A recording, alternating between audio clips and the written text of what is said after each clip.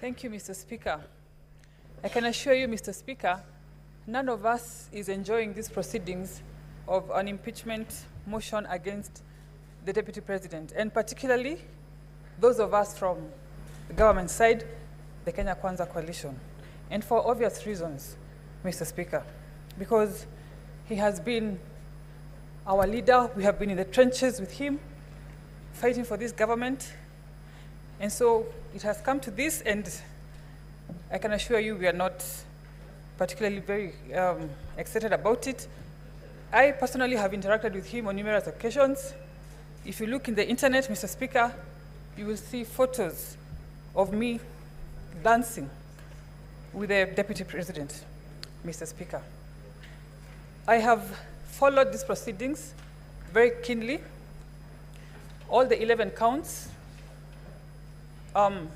one that the gross violations of the Constitution, Article 10(2), the one that talks about the conduct of public officials, including the Deputy President, the one that talks about him being a principal assistant of the President and an extension of the presidency, Article 147, that talks about his insubordination, and one that Sifuna has talked about, Article 160, that deals with undermining public institutions, and particularly the judges, Mr. Speaker.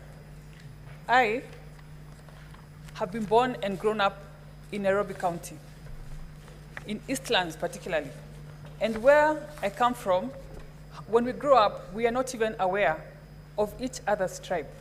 Our neighbor could be from any other tribe.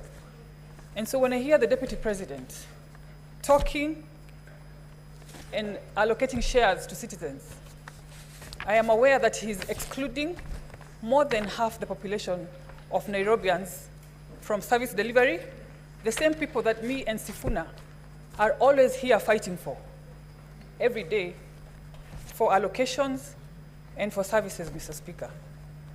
And as if that was not enough, he was in the CBD the other day, addressing Nairobians in the Kikuyu language, assuming that all Marikiti traders are Kikuyus. Mr. Speaker, nothing can be further from the truth. And sowing seeds of tribalism in Nairobi is very, very dangerous.